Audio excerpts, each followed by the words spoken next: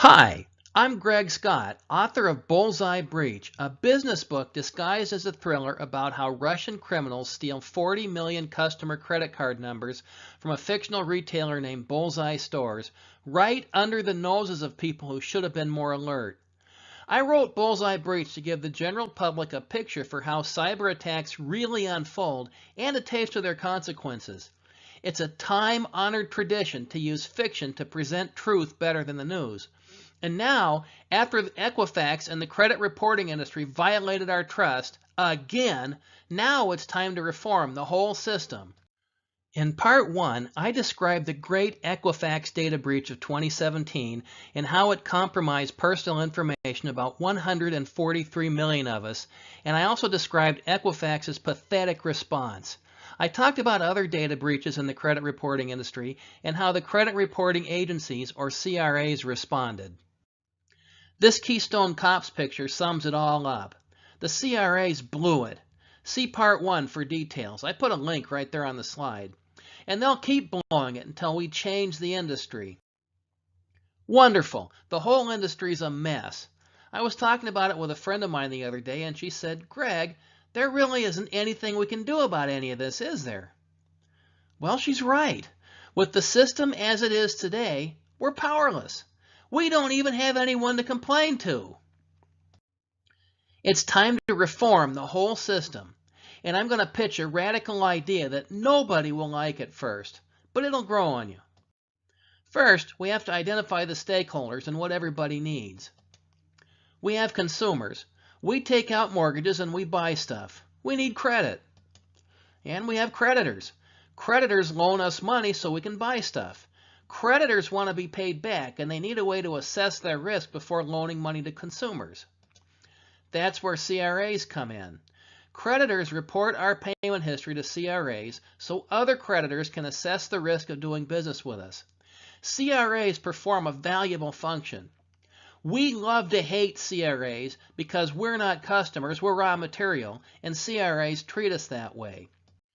In an ideal world, all stakeholders should be accountable to each other, kind of like a game of rock, paper, scissors.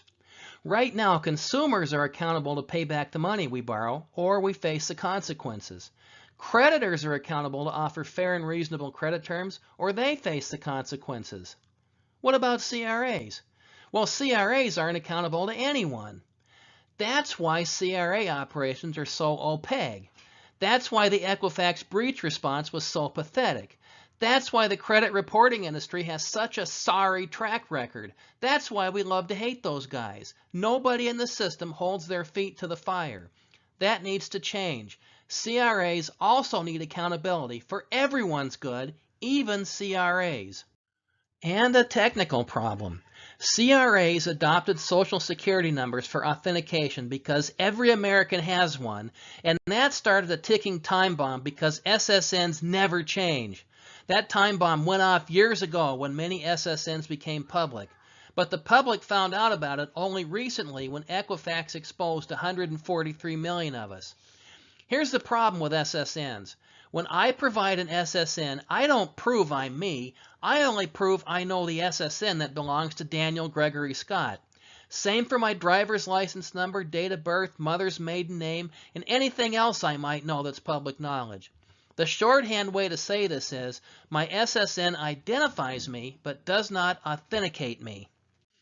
We need a system where creditors can efficiently report about consumer behavior and assess credit risk. Consumers need a voice in that system about data quality and who has access to the data. After all, the data is about us.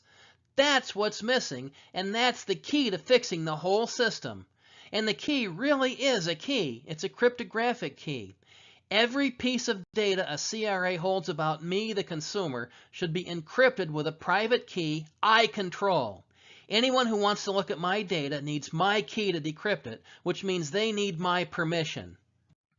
I need to pause for some theory here. This won't be bad, I promise. Encryption means taking plain text, applying a key, and turning it into ciphertext. Decryption means applying a key to ciphertext and turning it back into plain text. Now, there's a special type of encryption called asymmetric encryption that uses one key to encrypt and another key to decrypt. And that's all you need to know about encryption for now. See, I told you this wouldn't be bad. Here's how we exploit asymmetric encryption. We declare one of those keys public and the other one private.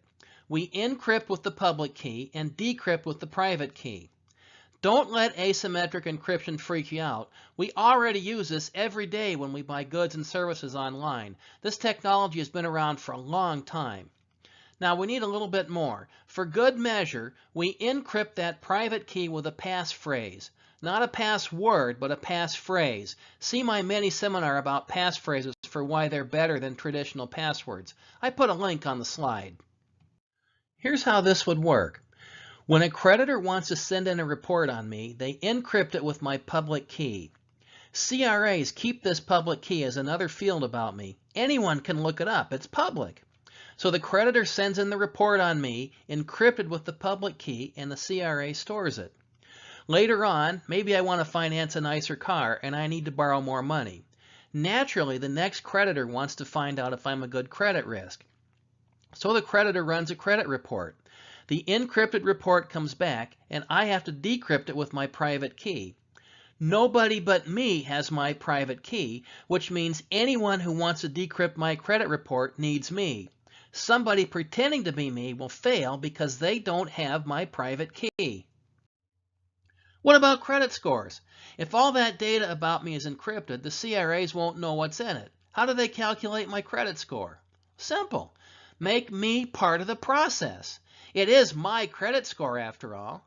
I could say no. I could choose not to participate, and then I face the consequences.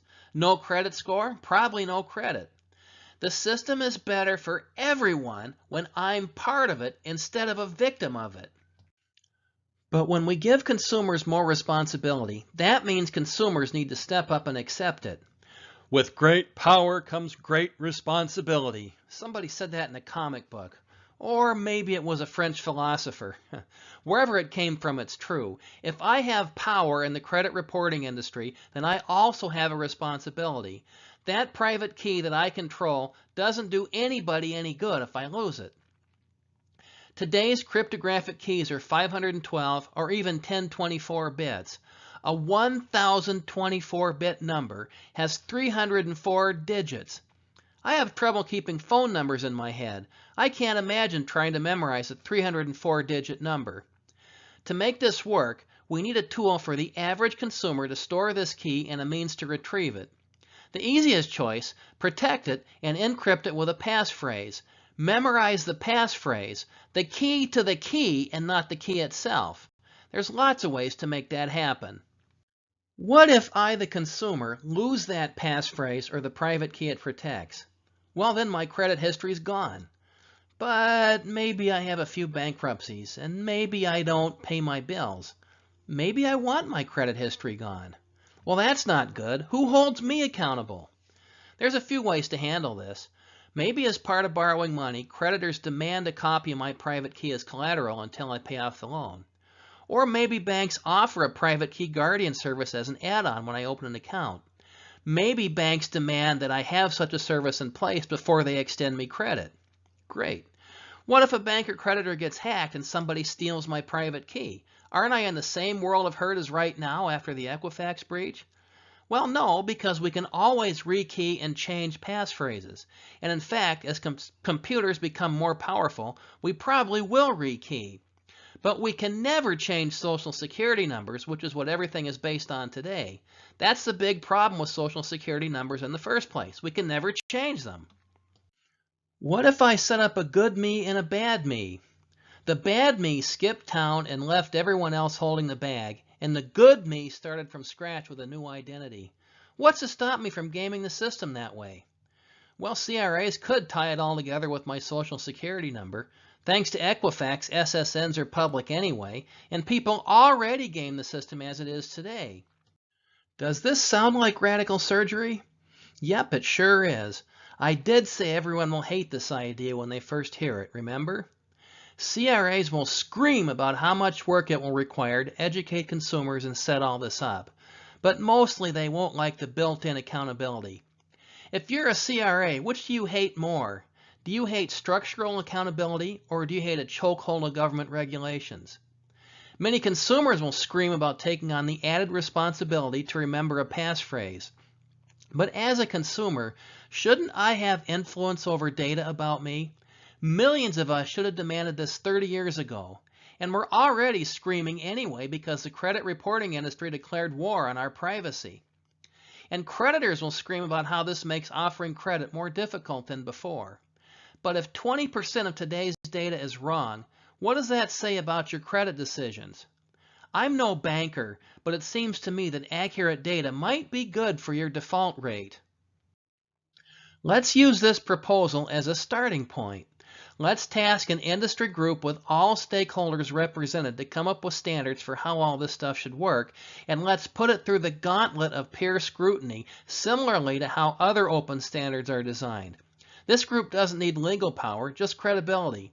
Enough credibility that everyone will listen and follow the standards it sets. The system today is opaque and broken. Let's use this fiasco as an opportunity to open it up and redesign it for everyone's benefit, including CRAs. If you're the CEO of one of the big 4 CRAs, I want you to close your eyes and imagine leading a company everyone trusts instead of leading a company everyone loves to hate. I need to leave you with one final warning. Buy your copy of Bullseye Breach today, but don't start reading until a Friday afternoon, because once you start, you won't be able to put it down, and that gives you the whole weekend to recover from jet lag after staying up all night reading. And if you like what you read, please leave me a nice review on Amazon and on all the other online review sites. Authors use these reviews to build credibility so we can keep writing. And thanks for putting up with my amateur narration.